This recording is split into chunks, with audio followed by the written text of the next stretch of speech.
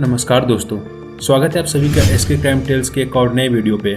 आज हम आपको एक ऐसी क्राइम स्टोरी बताने जा रहे हैं जिसने उस वक्त पूरे देश की रूह कपा दी थी। यह अपनी तरह का एक अलग ही केस है जिसमें हमें कैनिबलिज्म जैसी चीज देखने को मिला। इन जनरल टर्म्स बोले तो जिसमें ह्यूमन फ्लैश को ह्यूमन बींग्स के द्वारा खाया जाता है। जब मैं इस केस की स्टडी कर रहा था, इसने मुझे भी काफी डिस्टर्ब किया। दोस्तों, क्राइम एक ऐसा बिहेवियर है जो दूसरे इंडिविजुअल्स या कम्युनिटी को नुकसान पहुंचाती है, और जब कोई इंसान समाज के नियमों और कानूनों को तोड़ता है, उन्हें सजा मिलती है उनके किए गए अपराधों के लिए। दोस्तों, जो केस अभी हम डिस्कस करने जा रहे हैं, इसमें एक इंसान को 14 बार फांसी की सजा हुई, पर कभी फांसी हुई नहीं। एक बार तो फांसी होने वाली थी पर रोक दी गई।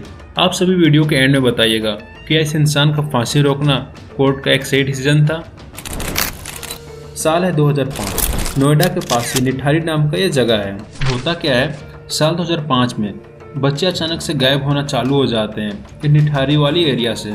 और ये जो बच्चे गायब हो रहे थे, इनकी उम्र 18 से 14 के बीच की होती थी। जो इन बच्चों के माँ बाप थे, उन्हें लगता था कि उनके बच्चे गुम हो गए हैं। कुछ लोगों को लगा कि उनके बच्चों का किडनैप हो गया है। यह मामला हाईलाइट में आती है जुलाई 2005 में, जब एक 16 साल की लड़की रिम्पा हलदार अचानक से गायब हो जाती है।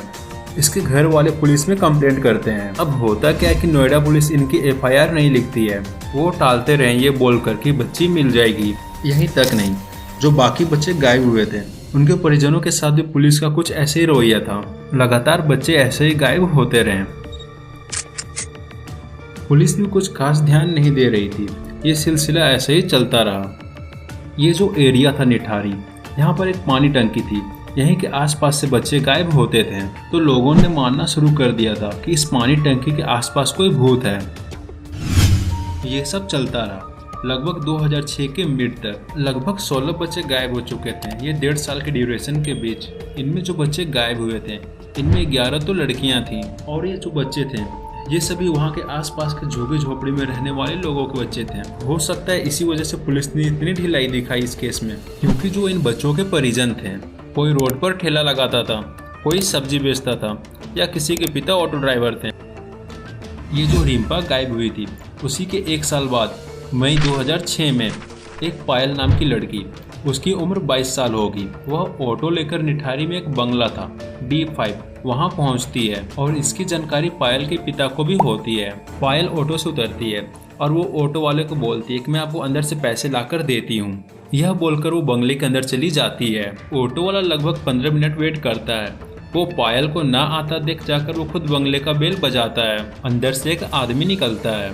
जब ऑटो वाले ने उससे उस लड़की के बारे में पूछा, तो वो इंसान बताता है कि वो लड़की तो कब की जा चुकी है। यह सुन ऑटो वाला भी काफी सरप्राइज्ड होता है, क्योंकि वो गेट पर ही था, वो किसी को बाहर जाते नहीं देखा। ऑटो वाले को लगता है कि वो लड़की को पैसे देने नहीं होंगे, इसलिए वो बहाना बना रही है। इसलिए वो ज्यादा क्वेश्चन नहीं करता है और वो वहां से चला जाता है। जब शाम तक पायल घर नहीं पहुंचती है, तब पायल के पिता नंदलाल काफी चिंतित होते हैं। वह लगातार पायल को कॉल कर रहे थे, पर उसका फोन लगातार स्विच ऑफ आ रहा था। इसके बाद वो नोएडा के थाने पर पहुंचते हैं और अपनी बात बताते हैं कि उनकी बेटी मिसिंग है। नोएडा पुलिस का रवैया नंदलाल के साथ भी वैसा ही होता है। वह बोलते हैं, जवान लड़की है, अपनी प्रेमी के साथ भाग गई होगी, घर वापस आ जाएगी कुछ दिन में, इंतजार करो। पुलिस से मदद ना मिलता देख नंदलाल अपने वकील के साथ सेशन कोर्ट में पहुंच जाता है। नंदलाल कोर्ट में बताता है उसकी बेटी के साथ साथ उस एरिया से और भी बच्चे मिसिंग हुए हैं, और पुलिस उनकी एफआईआर तक नहीं ले रही। जब यह केस कोर्ट पर गया, तब कोर्ट ने इस पर एफआईआर दर्ज करने का आदेश दिया और इस केस का प्रॉपर इन्वेस्टिगेशन करने को कहा पुलिस से। इसके बाद पुलिस पर दबाव आती है। पुलिस ने सबसे पहले पता किया यह D5 का मालिक कौन है। इसका मालिक होता है महेंद्र सिंह पंडेर नाम का एक अमीर आदमी, जो पंजाब का रहने वाला होता है। जब भी वो नोएडा आता है तो वो इसी D5 वाले बंगले पर रुकता है। इस बंगले में पंडेर का एक नौकर सुरेंद्र कोहली रहता था। सुरेंद्र ही इस बंगले का देखरेख करता था। ये जो पंडेर था, इसकी अच्छी जान पहचान थी नोएडा पुलिस के अफसरों के साथ। तो पंडेर को इस बात की जानकारी पहले हो जाती है कि कोर्ट ने उसके ऊपर एफआईआर दर्ज करने का आदेश दिया है। तो पंडेर पहुंच जाता है इलाहाबाद कोर्ट अपनी याचिका लेकर कि उसके ऊपर बेतुका इल्जाम लगाए जा रहे हैं। इलाहाबाद कोर्ट ने भी इस केस को गंभीरता से लेते हुए पुलिस को आगे जांच करने का आदेश दिया। इसके बाद नोएडा पुलिस अपनी जांच शुरू करती है। जब पुलिस पायल के कॉल रिकॉर्ड्स की जांच करती है, तब पता चलता है 7 मई 2006 को पायल और पंढेर के बीच बात हुई है। इसके बाद पुलिस पंढेर से पूछती है कि 7 मई वाले दिन वो कहाँ थे। पंढेर बताता है 7 मई वाले दिन वो अपने घर चंडीगढ़ में था। उस दिन उसके पिता का निधन हुआ था, तो वह उनके अंतिम संस्कार में शामिल होने के लिए वहीं पर था। पुलिस ने इस चीज की जांच की तो मालूम पड़ा कि पंढेर सच बोल रहा है। जब पुलिस ने पायल के साथ कनेक्शन के बारे में पंढेर से पूछताछ की तब मालूम पड़ा पायल कॉल गर्ल का काम करती थी और पंढेर जब भी नोएडा आता था वो पायल को बुलाया करता था। वह रात भर रहती और सुबह चली जाती। पंढेर ने बताया वो पायल को 25,000 रुपए देता है और पायल के पिता ही उससे कॉल गर्ल का काम करवाते हैं। जब पुलिस ने नंदलाल से इसके बारे में पूछा तो उसने बोला वह उसकी निजी बात है कि वह क्या काम करवाता था। यहाँ जरूरी है कि आप मेरी बेटी को ढूंढो। पुलिस पायल के नंबर को ट्रेस पर लगा रखी थी।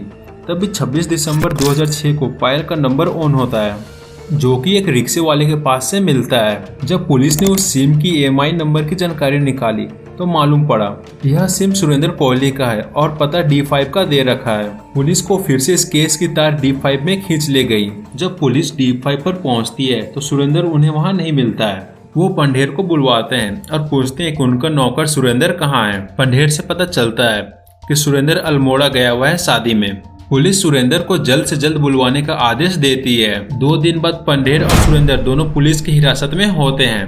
अब यह बात वहां के लोगों के बीच पहुंचती है कि D5 से 2 लोगों की गिरफ्तारी हुई है। होता क्या है कि इससे एक दिन पहले 28 दिसंबर को इन गायब हुई लड़कियों में से 2 लड़कियों के पिता RWA रेसिडेंस वेलफेयर एसोसिएशन के प्रेसिडेंट के साथ D5 बंगलों के पास पहुंचते हैं और इसके आसपास छानबीन करना चालू करते हैं। ये जो बंगला है इसके पीछे एक नाला बहती है।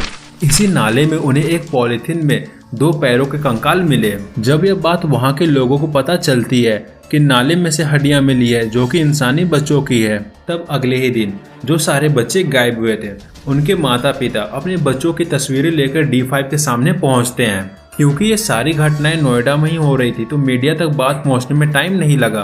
अब यह मामला पूरे देश के सामने था जिसने पूरे देश को दहला दिया। क्या कोई इंसान सिर्फ हवस की भूख मिटाने के लिए या चंद सिक्कों की खातिर हैवानियत की इस हद तक जा सकता है? सतीश ने 5 बच्चों की हत्या की बात कबूल कर ली है जिनमें लड़कियां और लड़के दोनों थे। 2 साल से बच्चे गायब हो रहे हैं और अचानक से हड्डियां मिलना शुरू हुई है। पहले तो ये आरोप लगाया गया कि ये लोग ह्यूमन ऑर्गन्स की ट्रैफिकिंग करते हैं, बॉडी पार्ट्स निकालकर बेच देते हैं। लेकिन अब तक किसी को नहीं पता उन बच्चों के साथ आखिरकार क्या हुआ है। अगले दिन नोएडा पुलिस के ऑफिसर पहुंचते हैं। पूरी मीडिया वहां पर मौजूद होती है। क्योंकि लोगों में आक्रोश बढ़ता जा रहा था तो पुलिस वहां घेराबंदी करती है। सफाई कर्मी बुलाए जाते हैं और उस नाले की सफाई कराई जाती है। जब सफाई कर्मी नाले की सफाई कर रहे थे तब उन्हें बहुत सारे प्लास्टिक के बैग्स मिलते हैं। जब पुलिस उन्हें खुलवाती है तो उनमें से बच्चों के बॉडी पार्ट्स और हड्डियां निकलती है। बॉडी पार्ट्स को पीस पीस में काटकर फेंका हुआ था। इस नाले की पूरी सफाई कराई जाती है जिसमें 40 पॉलिथीन के ऐसे बैग्स मिलते हैं जिनके अंदर बच्चों के बॉडी पार्ट्स और हड्डियां होती है। यहाँ पर एक चौंकाने वाली चीज सभी ने देखा। जो बॉडी पार्ट्स मिल रहे थे इनमें गर्दन से लेकर कमर तक का हिस्सा गायब था, वो नहीं मिली। अब सबके मन में यह सवाल था कि ये बॉडी पार्ट्स कहाँ गए। जब इस नाले की और सफाई कराई जाती है तो इसमें 17 सर के कंकाल बरामद होते हैं। अब यह सब के बाद पुलिस पर प्रेशर बनता है। 2 साल से बच्चे गायब हो रहे हैं। पुलिस FIR तक नहीं लिख रही थी। यहाँ जो पुलिस के कांस्टेबल, SI, SP जो भी होते हैं सभी को सस्पेंड कर दिया जाता है और एक नई टीम बनाई जाती है जांच के लिए। उस टाइम की स्टेट गवर्नमेंट और सेंट्रल गवर्नमेंट ने अपनी अपनी कमेटी बनाई और इसकी जांच पर लगाई उन पुलिस वालों पर जिन्होंने इस पर काम नहीं किया। अब क्योंकि माहौल पूरी तरह गर्म हो चुकी थी, लोग काफी आक्रोश में थे। पुलिस पूछताछ के लिए पंढेर और सुरेंद्र कोहली को एक गुप्त स्थान पर ले जाती है क्योंकि अगर यह लोगों के हाथ आते तो लोग इन्हें जरूर मार देते। 5 दिनों से दोनों पुलिस की हिरासत में थे। सुरेंद्र पुलिस को कुछ बता नहीं रहा था। पंढेर ने पहले ही बता रखा था उसे इन बच्चों के बारे में कुछ नहीं पता। उसने कबूल किया कि उसे लड़कियों का शौक था और वो उन्हें अपने बंगले पर अक्सर बुलाया करता था। बाकी उसके बंगले के पीछे नाले में मिली हड्डियों के बारे में उसे कुछ नहीं पता। पहले तो सुरेंद्र ने कुछ नहीं बोला, फिर पुलिस धीरे धीरे जोर अपनाती है। वह अपना टॉर्चर स्टार्ट करती है। तब जाकर कोहली अपना मुंह खोलता है। पुलिस ने उससे पायल के बारे में पूछा कि उसने उसके साथ क्या किया। तब कोहली बताता है जब भी वो अपने मालिक पंडेर को पायल के साथ मस्ती करते हुए देखता था छुपकर, तो उसे भी ये सब करने का मन करता था। एक दिन वो पायल को कॉल करके बुलाता है, यह बोलकर कि एक नई पार्टी आई है, उसे मिलवाना है उनसे। यह बोलकर वो उसे बंगले पर बुला लेता है। 7 मई 2006 पायल आती है। कोहली उसके लिए चाय बनाता है। चाय पीते पीते दोनों बात करने लगते हैं। तभी सुरेंद्र बोलता है कि अभी पार्टी को आने में टाइम है, तब तक तुम मुझे एंटरटेन करो। पायल सुरेंद्र से पूछती है कि तुम इसके लिए कितने पैसे दोगे। सुरेंद्र बोलता है वह उसे 500 रुपये देगा। इस पर पायल कुछ ऐसा बोलती है जो कोहली को बुरा लगता है। वह चुपचाप किचन पर चला जाता है और पीछे से आकर पायल के दुपट्टा से उसका गला दबाकर मार देता है। इसके बाद वो डेड बॉडी के साथ सेक्स करने की कोशिश करता है, पर उससे नहीं होता है। पायल के डेड बॉडी को ऊपर बाथरूम में लेकर जाता है और उसके टुकड़े टुकड़े करता है। इसके बाद वो उन्हें पॉलिथीन में भरकर बंगले के पीछे वाले नाले पर फेंक देता है। पुलिस अब उन गायब हुए बच्चों के बारे में पूछती है। उससे पूछताछ कर रहे कमरे में 4 पुलिसकर्मी और बस सुरेंद्र था। पुलिस वाले उसे बारी बारी से उन गायब हुए 15 बच्चों की तस्वीरें दिखाते हैं। सुरेंद्र उन फोटोज को पहचानता है। वह बताता है किस तरह उसने अपनी पहली शिकार की बच्ची चुम्पा को अपना निशाना बनाया था। लड़की सेक्टर 30 की तरफ से 31 निठारी की तरफ आ रही थी। इसका नाम फोटो दिखाने पे और बाद में पता चला पुलिस के जरिए इसका नाम डिम्पा है। तो इसको मैंने काम के लिए बुला लिया अंदर। इसको अंदर लाते ही मैंने इसको बोला कि सामने से मतलब जो है अभी मैडम आ रही, मैं पैसे की बात करवा देता हूँ। और जैसे ये उधर को देख रही थी, मैंने पीछे से इसी के सीने से इसका गला दबा करके और इसको बेहोश कर दिया। उसके बाद इसके साथ सेक्स करने का कोशिश किया और सेक्स करने का कोशिश किया। थोड़ी देर सेक्स करने की कोशिश करने के बाद उसके बाद जब सेक्स नहीं हो पाया मेरे से, मैंने गला दबा करके इसको मार दिया। उसके ऊपर बाथरूम में ले जा करके नीचे आया किचन में, और नीचे किचन में से आकर के चाकू लेके गया और इसको मैंने उसी टाइम तुरंत काट करके और इसका मैंने बाजू और ये सीने का एक पीस भी खाया था। अच्छा। हाँ जी, जो मैंने घर में ही मतलब किचन में बनाया था। किचन में बनाया था? हाँ जी। और जब मैंने मतलब शाम को कितना टाइम है यह सुन वहां मौजूद पुलिस वाले पूरी तरह कांप चुके थे। उनके सामने एक आदमखोर इंसान बैठा हुआ था। पुलिस वाले हिम्मत नहीं कर पा रहे थे उससे आगे कुछ पूछने का। एक एक करके बताता है कैसे वो एक लड़की को काम दिलाने के लिए बुलाया था और उसको भी दुपट्टा से गला घोंटकर मार देता है और उसके साथ भी वही करता है। यह मामला मीडिया के सामने आ चुका था और ये एक इंटरनेशनल न्यूज़ भी बन चुका था। इस न्यूज़ ने पूरे देश को हिला दिया था। जनवरी 2007 में यह केस सीबीआई को सौंप दी जाती है। कोहली और पंडेर को गांधीनगर ले जाया गया। वहां उनका नारकोटिक टेस्ट होता है। इसके बाद भी कई दिनों तक ये D5 के पीछे वाले नाले से कई दिनों तक कंकाल मिलते रहे। पुलिस पंडेर के घर और उसके गांव पुलिस की एक टीम भेजती है जांच के लिए। उनका क्या व्यवहार था लोगों के साथ ये जानने के लिए एक टीम अल्मोड़ा भी जाती है सुरेंद्र के घर। वहां उसकी पत्नी और 2 बच्चे होते हैं। पुलिस उनसे पूछताछ करती है। कोहली जिन बच्चों को अपना शिकार बना रहा होता है उतने ही उम्र के उसके भी बच्चे होते हैं। दोनों का अलग अलग तरह का टेस्ट कराया जाता है। उनका साइकोलॉजी टेस्ट भी कराया जाता है यह जानने के लिए कैसे कोई इंसान इतना दरिंदगी दिखा सकता है। इसी बीच सामने आता है जो सुरेंद्र कोहली था। उसके दिमाग में बैठा हुआ था कि वो एक इम्पोर्टेंट है, यानी नामर्द है। इसी के चलते जो बच्चे थे, लगभग हर उम्र के बच्चे 8 से 14 साल की बच्चियां, सभी पर एक टाइप से ट्राई करता था। साइकोलॉजी टीम ने अपनी रिपोर्ट में बताया सुरेंद्र को सपना आता था सफ़ेद साड़ी में एक औरत उसके ऊपर हंसती थी। उसका ये सब सपना उसे डराने लगा था। वह उस बंगले में अकेले रहता था। इसी अकेलेपन में उसके अंदर का वैसी दरिंदा जन्म लेता है। अब यह सब में सबसे बड़ा सवाल यह था कि पंडेर को कैसे कुछ पता नहीं था। इतना कुछ हो रहा था उसके बंगले में।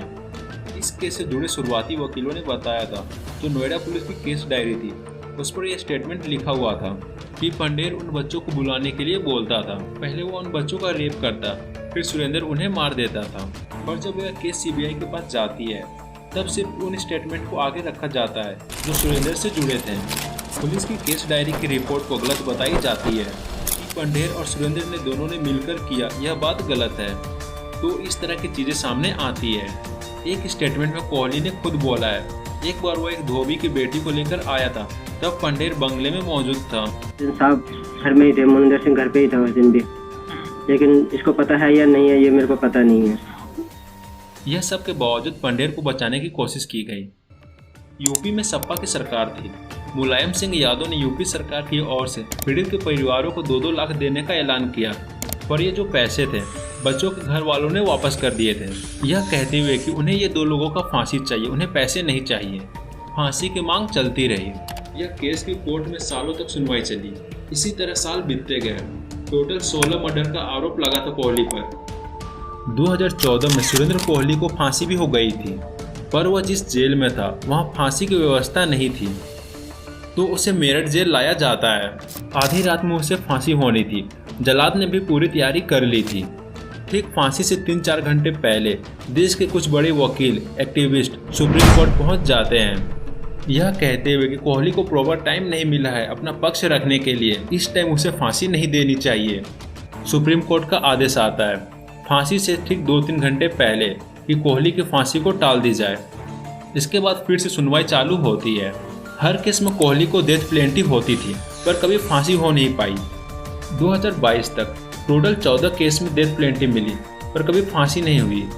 पंढेर को 7 साल की सजा हुई 2022 में। यह केस अब भी चल रहा है। जो फोरेंसिक टीम थी इस केस की, वह बताती है वह नाला था, उसमें टोटल 127 बॉडी पार्ट्स मिले थे। तमाम सारे सबूत सामने हैं। दोषी ने अपना जुर्म भी कबूल कर लिया, पर कमाल की बात है कि आज तक फांसी नहीं हुई। दोस्तों, इसके आगे बोलने के लिए मेरे पास शब्द नहीं बचे। मतलब क्या बोलूं, सारे सबूत अगर एक्यूज्ड के खिलाफ हैं तो उसे सजा मिलनी चाहिए। ऐसे में कैसे लोग हमारे जुडिशियल सिस्टम पर ट्रस्ट करेंगे? दोस्तों, आप कमेंट में बताइए, क्या हमारे देश का जुडिशियल सिस्टम इतना फ्लेक्सिबल होना चाहिए? दोस्तों, अगर वीडियो पसंद आई है तो लाइक कर दें, और चैनल पर नए हैं तो सब्सक्राइब करें।